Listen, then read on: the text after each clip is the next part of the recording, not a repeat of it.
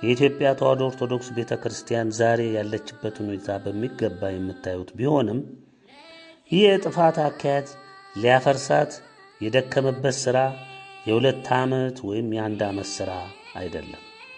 አሊያም በአንድ ጀንበር የተከናወነ ምግባረ ጥፋት አይደለም። ነገር ግን ረጅም ዕድሜ ያስቆጠረ የተቀናበረ ዓለም አቀፍ ዝግጅት ተደርጎበት የተለያየ ስያሜ የያዙ የሰይጣን ማኅበራት የሚመሩት ታክቲክና ስትራቴጂ የተነደፈለት ፖለቲከኞችም የሃይማኖት ድርጅቶችም ዓለም አቀፍ የስለላ ተቋማትም ባለሀብቶችም የዘመናት ስም ያዳበሩ የዲያብሎስ ስመ ትልቅ ማኅበራትም በቀጥታ የተሳተፉበት ዛሬም በዚያው ረጅም እጃቸው ለኢትዮጵያ ጥፋትን እየደገሱ ዘወትር የሚተገብሩበት ዘመቻ ነው። ቀደም በቀጥታ ሀገሪቱን በመውረር ከወራሪው ጋር የሃይማኖታቸውን አጀንዳ ያንጠለጠሉ ሰባኪዎች የጥፋት ዘራቸውን ይዘሩበት ነበር።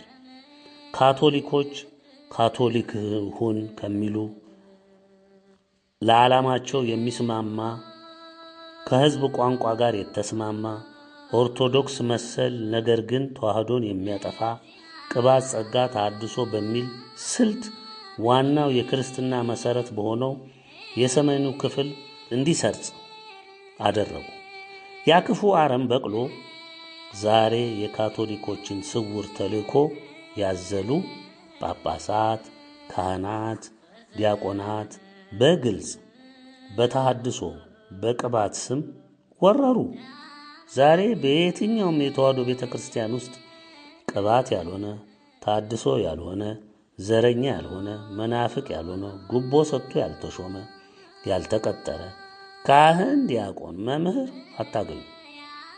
በተለይ በድርጅት እየተደገፉ በቀጥታ ሊቅ፣ ርዕሰ ሊቃውንት፣ ጳጳስ፣ ቆሞስ፣ የደብር አስተዳዳሪ፣ መምህር ያልሆኑ አታገኙ። በትክክለኛ እምነቱና ክህነቱ የሚያገለግል አንድም ካህን ወይም ዲያቆን ወይም መምህር ወይም ሊቅ ወይም ርዕሰ ሊቃውንት በሉት ጳጳስ፣ ቆሞስ አታገኙም። ሁሉም በመንግሥት ይሁንታ በትእዛዝ በጉቦ የተመደቡ ናቸው። ሁሉም ደህንነቶች ናቸው፣ ካድሬዎች ናቸው። ማናቸውም የሚያስተምሩት ርዕስ ሁሉ በደህንነት በዚያው በቤተ ክርስቲያን በየደብሩ በተተከለው የደህንነት መስሪያ ቤቱ ተጠሪ ጽሕፈት ቤት መምሪያ መሠረት የሚሰማሩ ናቸው። ከቤተ ክርስቲያን በብዙ ሺህ ደሞዝ የሚከፈላቸው በደህንነቱ መስሪያ ቤትም በጀት ተበጅቶላቸው ደሞዝም አበልም ጥቅማ ጥቅምም የሚፈስላቸው ናቸው። የእግዚአብሔር ቃል ምን እንደሚል እስኪ እንመልከት።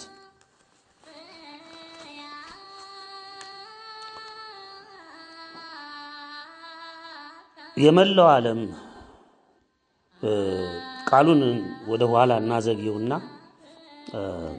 ኋላ ላይ እናነሳዋለን። የመላው ዓለም የእምነት ተቋሞችን ተመልከቱ። ሙሉ በሙሉ የዲያብሎስ መናኸሪያ ናቸው። አፍርሶ ጠፍጥፎ በራሱ ድርሰት ቀርጾ የሰራቸው ናቸው። ወደ ሀገራችን ስትመጡ ቤተ ክርስቲያን የኢትዮጵያ ኦርቶዶክስ ተዋሕዶ ቤተ ክርስቲያን ምን ትመስላለች ብላችሁ አስቡ፣ ተመልከቱ። ግልጽና የማያሻማ የምናየው እውነት ምንድን ነው? ሰው የሚያየውን የሚሰማውን በእጁም የሚዳስሰውን እውነት መካድ አይገባውም። ይህን የሚያደርግ ሰው እውነትን በእርግጥ የማይፈልግ ሰው በራሱ የጠፋ ለዲያብሎስ ፈቃድ ያደረ በውሸት በቅጥፈት በማታለል በስስት በጥላቻ በንዋይ አፍቅሮት በነፍሰ ገዳይነት የተተበተበ ነው። ለእንደዚህ አይነት ሰው ስለ እውነት ስለ እምነት መመስከር መምከር ከንቱ ነው። በልምድም የያዘው በራሱም አምኖ ተቀበለውም የተዋሕዶ ኦርቶዶክስ እምነት ተከታይ የሆነ ሰው ዛሬ በአብዛኛው እምነቱን የሸጠና የለወጠ ስምና ክታብን ያንጠለጠለ በግብር ግን ክርስቲያን ያልሆነ ሆኖ እናገኘዋለን። ቤተ ክርስቲያናችን መፍረስና በዲያብሎስ ወኪሎች መሞላት የጀመረችው ከንጉሱ ውድቀት ጀምሮ ነው። ለዚህም ብዙ ማሳያዎች አሉ። ወገኖቼ፣ የእግዚአብሔር ቤተሰቦች፣ የተዋህዶ ቤተ ክርስቲያን ጉዳቷ በቅርብ የመጣ አይደለም።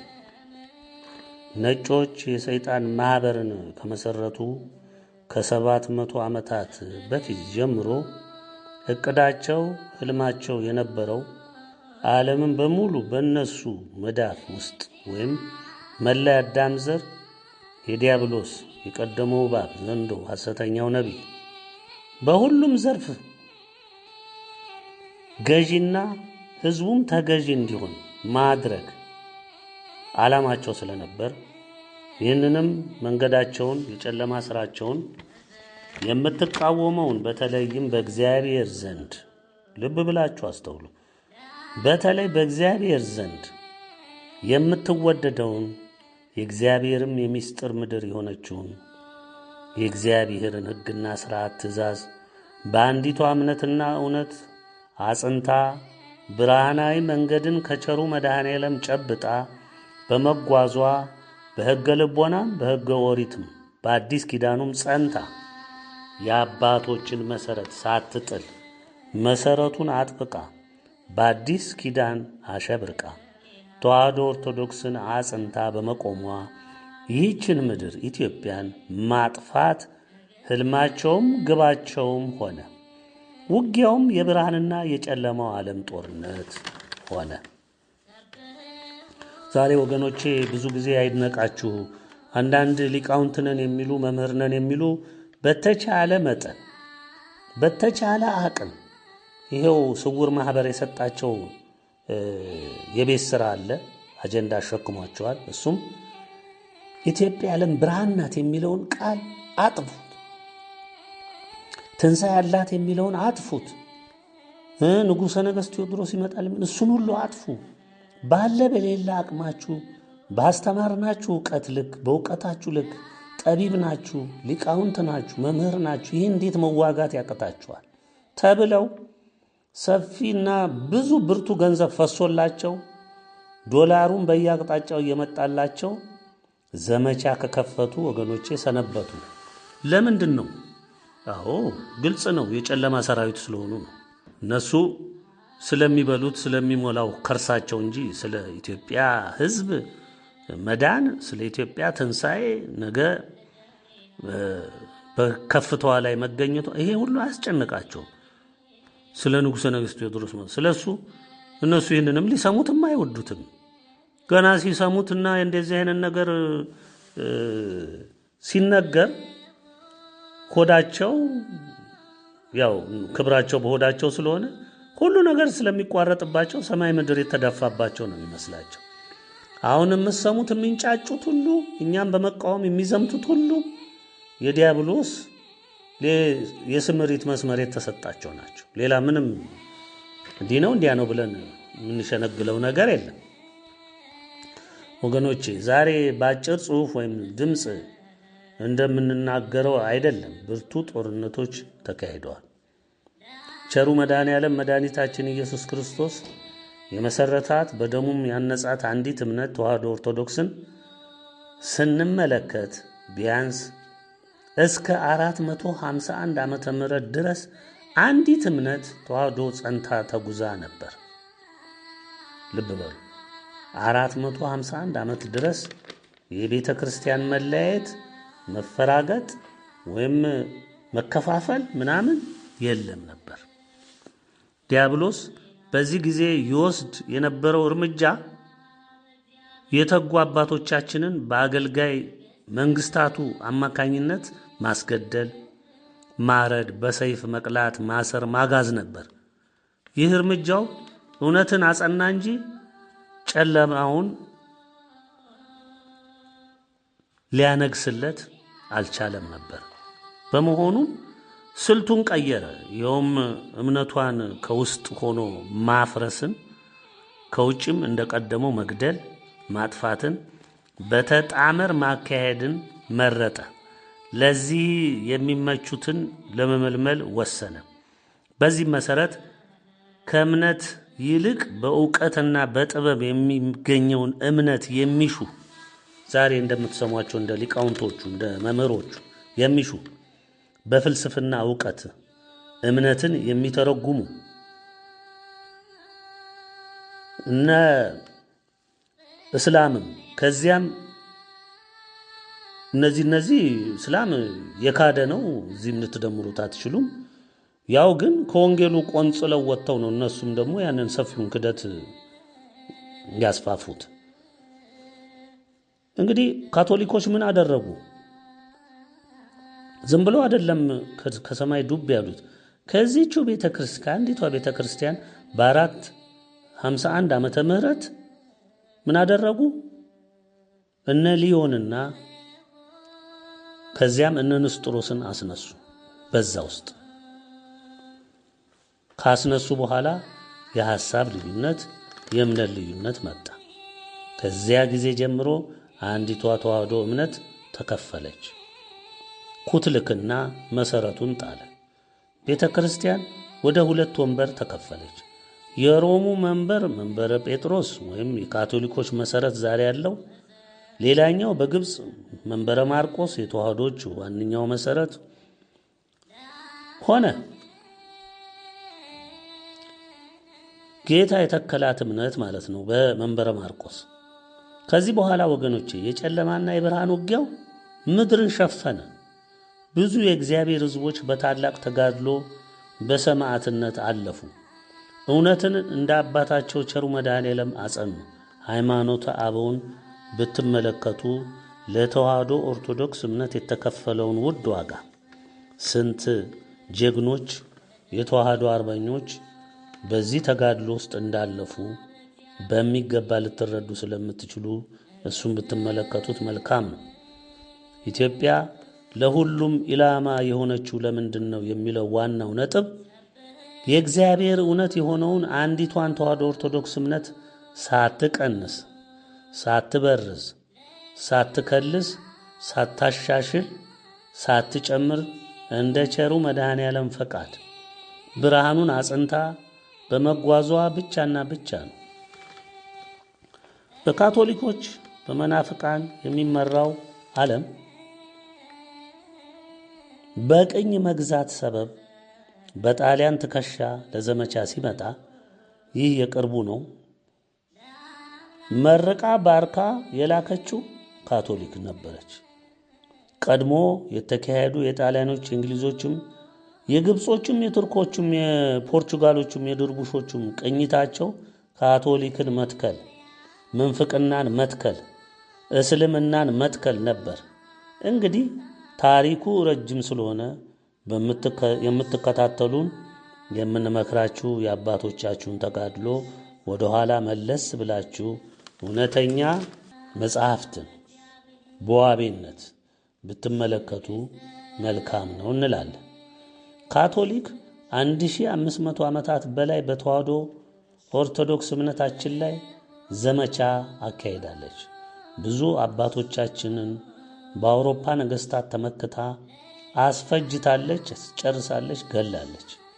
በራሷም የሷን ትምህርት የተቃወሙትን የራሷ ፍርድ ቤት እዛው ቤተክርስቲያኗ ውስጥ አቁማ ሰቅላ በእሳት ስታቃጥል ኖራለች። ከዚህችው ካቶሊክ እርጉም ማህፀን ናሪዮስን የመሳሰሉ ካዲዎች ወልዳለች። እጅግ ብዙ አጥፊ ካቶሊኮች ምድርን ሸፍነዋል፣ በንጹህ ደምም አጥበዋል። ከነሱ የተረገመ ማህፀን መናፍቃን ተወልደው ከመናፍቃን ማህፀን ደግሞ እንዲሁም እንደ አሜባ የተባዙ ብዙ የመናፍቃን ድርጅቶች ተፈልፍለዋል። ይህ ደግሞ አይካድም። ዛሬ ራሳችሁም የምታዩትና የምትመሰክሩት ነው።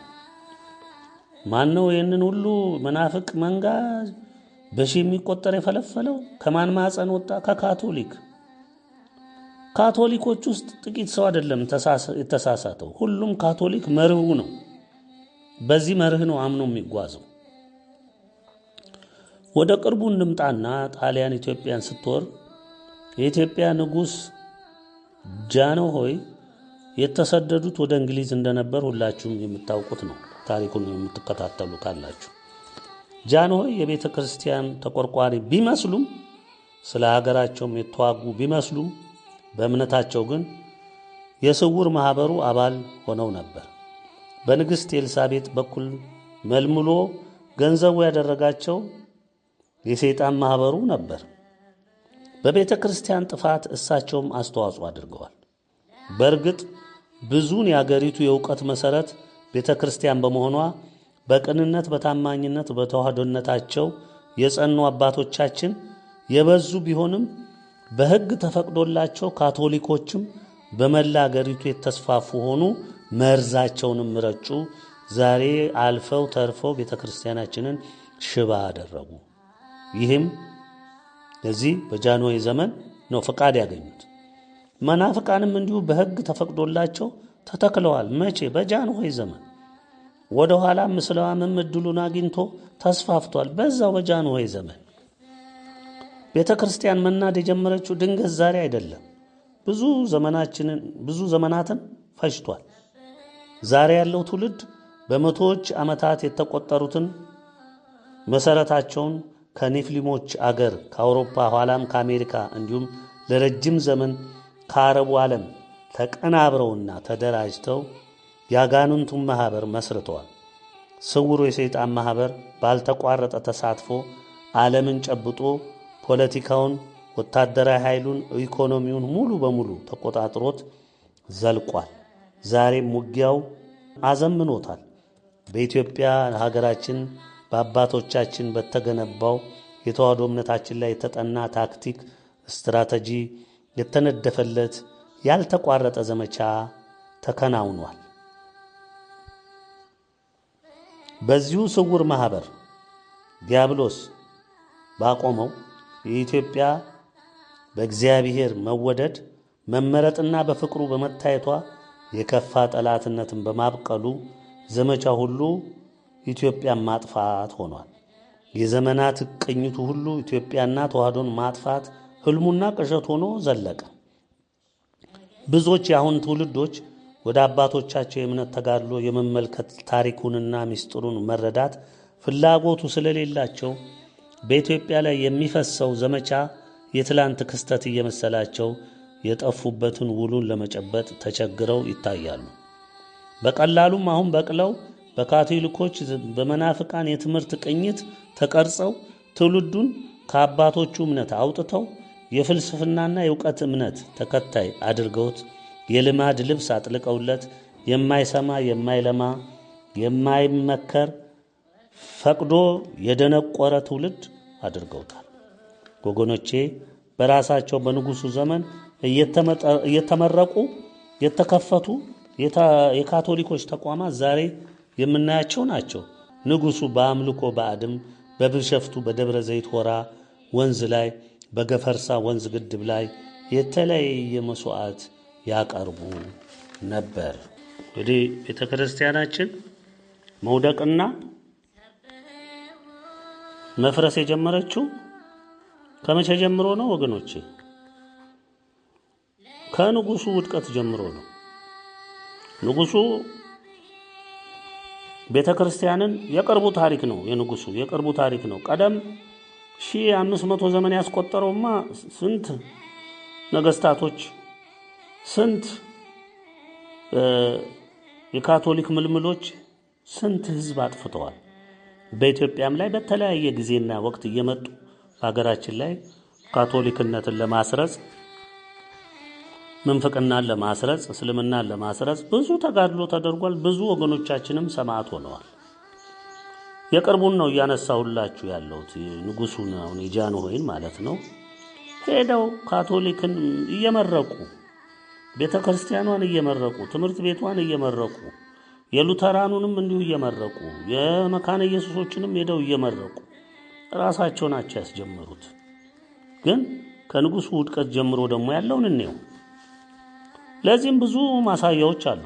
ከንጉሱ መውደቅ ጀምሮ የነበረውን ስርዓት አፍርሶ ሶሻሊዝምን ያነገሰ ወታደራዊ አገዛዝ ሲሰፍን ወዲያው መውሰድ የጀመረው እርምጃ ፓትርያርክ ቴዎፍሎስን በማሰር መንበረ ጸባዖት ሥላሴን ቤተክርስቲያንን የኛም ቤተክርስቲያን በመዝጋት ሌሎችንም እንዲሁ ሽባ በማድረግ ምዕመኑንም ወደ ቤተክርስቲያን እንዳይሄድ የተለያየ ስነ ልቦናዊ ተጽዕኖ የኃይልም እርምጃ በመፍጠር ቀይ ሽብር ነጭ ሽብር በሚል የፍጅትና የእልቂት ምግባሩን በማንገስ ወጣቱን እንኳን ቤተክርስቲያን ሊሄድ ሲገኝ ታፍሶ ለእስር ለግድያ ለጦር ግዳጅ በማስገደድ ከፊሉንም በመግደል ከፊሉንም ወደ ማሰልጠኛ በመላክ ቤተሰብን ልጁን እንዳይከላከል በማስገደድ ከእጁ እየነጠቀ ሴትንም ወንድንም አፍሶ በማጎር አድሃሪ የሚል የቀደሙ አድሃሪዎች ከበርቴዎች ምናምን እያለ ይህንን መፈክር አንግሶ የተቃወሙትን በማሰር በመግደል ፍጹም ፍርሃትን ሊያነግስ ቻለ። ልጁን ቀበሌ ስብሰባ የማይልክ ሴቷንም ወንዱንም የት አደራችሁ የት ዋላችሁ የሚለውን ወላጅ በሙሉ እያሳደደ በመግደል አንተ እኩልነትን የማትፈቅድ አድሃሪ በሚል በማሰር ሁሉንም ወጣት ዱርዬ፣ አመንዛሪ፣ ሱሰኛ፣ የሱ ካድሬ፣ ውሸታም፣ ቦዘኔ አድርጎት አረፈ። ይኸው እንግዲህ ዛሬ ለምታዩት መሰረት ዋናው የዚህ ትውልድ መጥፋት መሰረት የጣለው ደግሞ አንድ ዋናው ደርግ ነው። የደርግ መንግስት ትምህርት ፈጽሞ እንዲበላሽ ተደረገ። የጃንሆይ ጊዜ ትምህርት ይሻላል በማስተማር ስልቱ፣ ግን በደርግ ፍጹም ሽባ ተደረገ። ካድሬ ነገሰበት። በቃ በሄዳችሁበት ሁሉ ካድሬ ሰባኪ ነው፣ ዳይሬክተሩ ካድሬ ነው፣ አስተማሪው ካድሬ ነው። ዕውቀት መለኪያነቱ ቀረ። በቃ የሚፈለፈለው ወጣት በሙሉ የደነበሸ ትውልድ ሆነ። በቤተ ክርስቲያን የነበሩ የኔታ ትምህርት ቤቶች እንዲጠፉ ፈጽሞ እንዲወገዱ ነው የተደረገው። በምትኩሳ መዋዕለ ሕፃናት የሚል የነጭ ባህል መጠፍጠፊያ ተሰራ። በዚህ እንግዲህ ብዙ የአገር የእምነት የኢኮኖሚ ጥፋት የህዝብ እልቂት የእምነታችን መሰረት መናድ ተከሰተ። አባቶች እናቶች በፍርሃት ቤታቸው ንብረታቸው በመወረሱ ተሸማቀቁ፣ በፍርሃት ተዋጡ። በዚህ ሁኔታ የቀጠለው ጥፋት ከደርግ የ17 ዓመታት ቆይታ በኋላ የሰሜኖቹን ዘረኞች ጎትቶ መሃል አገር አመጣ። የወንበር ጦርነቱን ወያኔዎች አሸንፈው መሃል ከተማ ገቡ። ኤርትራም ሻቢያ በሚባል አገር በታኝ ተገነጠለች። የወያኔና የሻቢያ ጥምረት ውጤቱም ታየ። ብዙ ለሀገራቸው አንድነትና ለኢትዮጵያዊነት የቆሙ ወታደሮች በእነዚሁ ኃይሎች ፈራረሱ፣ አለቁ። እነሱ በደረሱበት ሁሉ ቤተክርስቲያን ተመታች፣ ገዳሞችም ተጎዱ። የዘር ሰራዊት የሰሜኑ የትግሬው ሰራዊት ኢትዮጵያ ተቆጣጠረ። ዘረኝነትን ያነገሰ ህገ መንግስት አቆመ። ያንንም ተገበረው። ለ28 ዓመታት በዘረኝነት አገዛዝ አገሪቱን፣ እምነቷን፣ ሀብቷን፣ የህዝቡን አንድነት አፈራርሶ አንድነት፣ ኢትዮጵያዊነት፣ ተዋህዶ እምነት በግልጽም በስውርም እንዲጠፉ መሰራት ተጀመረ። ለ28 ዓመታትም ተካሄደ። በ28 ዓመታት ሰው በዘሩ እየተለካ ያለቀበት፣ በተለይ አማራው እንዲጠፋ ከፍተኛ ሥራ የተሰራበት ዘመን ሆነ። ዘረኝነቱ ተስፋፍቶ ከመምህሩ ደቀ መዝሙሩ እንደሚባል ከወያኔ የባሰ ዘረኝነትም በኦሮሞ ህዝቦች ውስጥ በተለይ ተማርኩ ፊደል ቆጥር ያለው አውቅ ያለው በሚለው ውስጥ ነገሰ። ታዲያ ወያኔ በቤተ ክርስቲያናችን ላይ የመዝጋትን ስልት መጠቀም አልፈለገም። ደርግ እንዳደረገው እንደዚያ ሊያደርግ አልፈለገም። ያደረገው የተዘጋውን በመክፈት የክርስቲያኑን ህዝብ ልብ ድጋፍ ለማግኘት ሞከረ። ይህንንም ስልት ነድፎ ተንቀሳቀሰበት።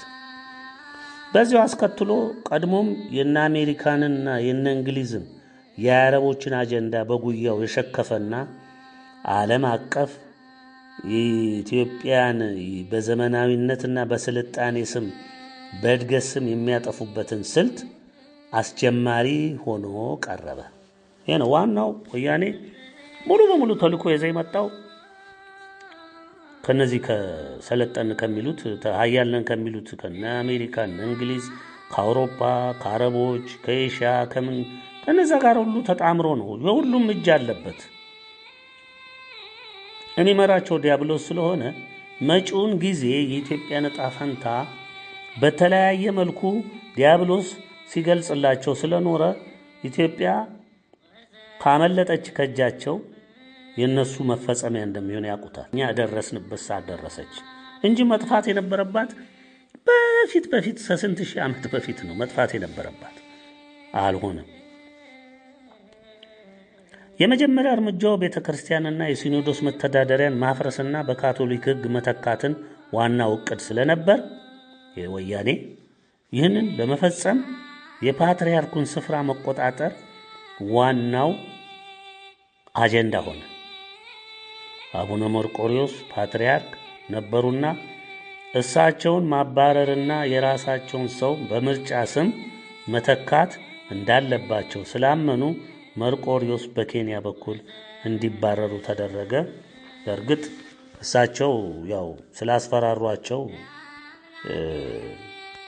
እንገሎታለን፣ እናጠፋዎታለን፣ እናስሮታለን ስላሏቸው ያው ያላቸውን አማራጭ መሸሽ መሰደድ ነው ብለው በዛ አምነው ሄዱ። በእርግጥ መርቆሪዎስ ወስነው አልሄድም፣ አገሬን ጥየትም አልሄድም፣ እናት ቤተክርስቲያኔን ተዋሕዶ ኦርቶዶክስን ጥየትም አልሄድም፣ እንደ አባቶቼ እንዳለፉት ጀግኖች እኔም ሰማዕትነትን እቀበላለሁ፣ ቢያስሩኝ እታሰራለሁ፣ ቢገሉኝ እገደላለሁ፣ ቴዎፍሎስን እንደገደሉ ማለት ነው ብለው ሰማዕትነትን ቢቀበሉ ኖሮ ሂደቱ አትጠራጠሩ ወገኖቼ ሌላ መልክ በያዘ ነበር። ዛሬ የምናየው መልክ አይሆንም ነበር። በምትኩ ስልጡኑ የሰለጠኑ በደንብ ሰልጥኖ በካቶሊኮች ስልጠናና ምክር ይሁንታም የተሰጠው አባ ጳውሎስ ከአሜሪካ በሮ አዲስ አበባ ተገኘ።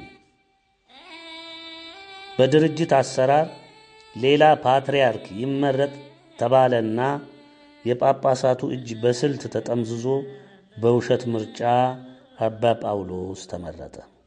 ቦታውን ያዘ። ዲያብሎስ ወኪሉን አባ ጳውሎስን አስቀመጠ። ቀደም በደርግ በኃይል ስትዘጋ የነበረችው ቤተክርስቲያናችን በመዝጋት ማጥፋት እንደማይቻል ወያኔዎች ቀድመው ስለተረዱ ዓለም አቀፉ ጠላትም ወይም ስውር ማህበሩም ይህን እውነት ስላስጨበጣቸው በኃይል ቢዘጋ ምዕመኑ በቀጥታ አምጾ ሌላ አደጋ እንደሚያስከትል ስለተረዱት በውስጥ ገብቶ ማፈራረስና የራሳቸውን ሰው በሂደት ማስቀመጥ የሚበጅ ዘዴ መሆኑን ታመነበት። የመጀመሪያ የማፍረስ ሥራ የተጀመረው ሕገ ሲኖዶሱን የቀደመውን የአባቶቻችንን ሕግ ማፍረስና በአማርኛ የተጻፈ የካቶሊክን ሕግ ማስቀመጥ ሆነ። ያንንም በተሳካ ሁኔታ ለሆዳቸው በተገዙ 33 ጳጳሳት ፊርማ ጸደቀ። አባ ጳውሎስ የእግዚአብሔር መንፈስ ቅዱስን መሪነትና ቦታ ተክተው ጣዖት ሆነው በወንበሩ ላይ ተቀመጡ። ሲኖዶስ ተጠሪነቱ ለአባ ጳውሎስ ሆነ። ቀድሞ የነበረው ተጠሪነቱ ለእግዚአብሔር መንፈስ ቅዱስ ስለነበር ያ እንዲወገድ ተደረገ። ዲያብሎስ በመንበሩ ነገሰ። ቀድሞ 2 እግሯን ያጣችው ቤተክርስቲያናችን ሙሉ በሙሉ እስትንፋሷን እግዚአብሔር መንፈስ ቅዱስን አጣች። ሕይወት አልባ ሆነች። ቀጣዩ ምንድን ነበር? አሁን ቤተክርስቲያናችንን እስከ መሰረቱ ድረስ ያለውን የቤተክርስቲያን ተዋረድ በአባ ጳውሎስ ታማኞች መተካት ሆነ። ለሰፊው ጥፋት ቤተክርስቲያናችን በሯ ሁሉ ክፍት ተደረገ። የወያኔ የፖለቲካ መዋቅር፣ የደህንነት መዋቅር፣ የካድሬ ስብስብ በውስጧ በተለያየ ደረጃ በአገልጋይነት ስም እንዲተከሉ ተደረገ። ይህን የጥፋት ክስተት የተመለከቱት በወቅቱ የቤተ ክርስቲያናችን የሊቃውንት ጉባኤ ሰብሳቢ የነበሩት ሊቀ ሊቃውንት አለቃ አያሌው ታምሩ ድርጊቱ ሙሉ በሙሉ የካቶሊኮች ወረራ መሆኑን፣ አባ ጳውሎስም የካቶሊኮች ጉዳይ ፈጻሚ መሆናቸውን፣ 33 ፈራሚ ጳጳሳትም እናት ቤተ ክርስቲያናቸውን ወይም ተዋሕዶ ቤተ ክርስቲያናቸውን የካዱ ጽናት የጎደላቸው መሆናቸውን፣ ሕገ ቤተ ክርስቲያንን ዋናውን የሲኖዶሱን የአባቶችን ሕግ አፈርሰው የካቶሊኮችን የጣዖት አንጋሽ ሕግ ቤተ ክርስቲያናችን ላይ እንዲተከል አደረጉ።